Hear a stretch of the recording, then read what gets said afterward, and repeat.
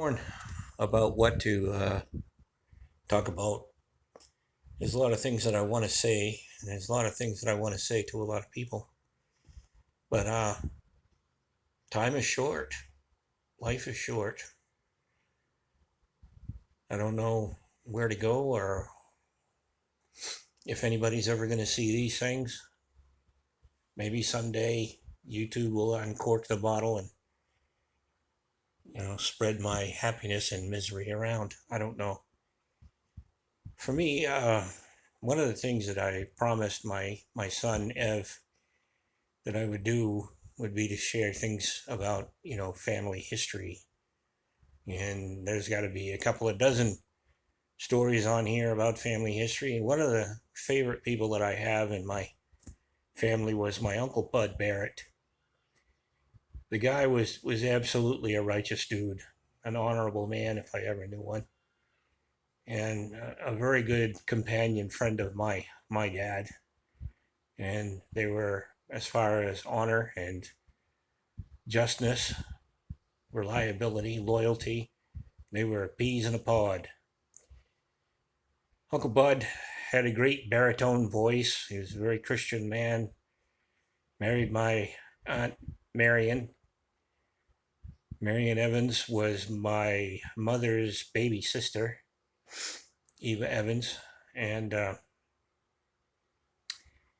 was always a joy to go and visit Aunt Marion and Uncle Bud in Stockton Springs. They lived on a dead-end street that had been made a dead-end street because Route 1 being changed. They created a bypass which basically killed the town of Stockton Springs. Wasn't much of a downtown to begin with, but the few stores that were there died because of progress. But they eliminated Stockton Springs basically from off the map. But like I said, it was always a joy to go and visit my Uncle Bud and Aunt Marion. My cousin Dorothy, their only child, was a sweetheart. She's still alive. She's married to Bruce Mitchell, and they're good Christian folk. I love them dearly. Miss them terribly. You can hear me starting to choke up. Great love I have for the Barretts and Mitchells. They were a solid piece of my growing up. Aunt Marion used to call me a soft soap because I would cling to her when we went to visit. I loved her very dearly. I don't know if it was because I could feel the adoration of my mother toward her baby sister, or if it was just because Marion was a truly sweet spirit. But I loved them both very much.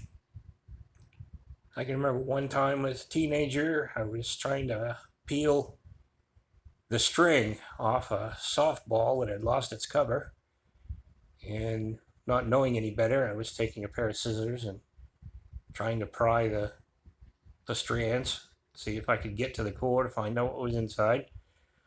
And I missed and stabbed myself in the crux between the thumb and forefinger, that fleshy part of my left hand. And it felt interesting. As I pulled the blade back out of my hand, I looked inside and said, no blood, but there's a big old hole.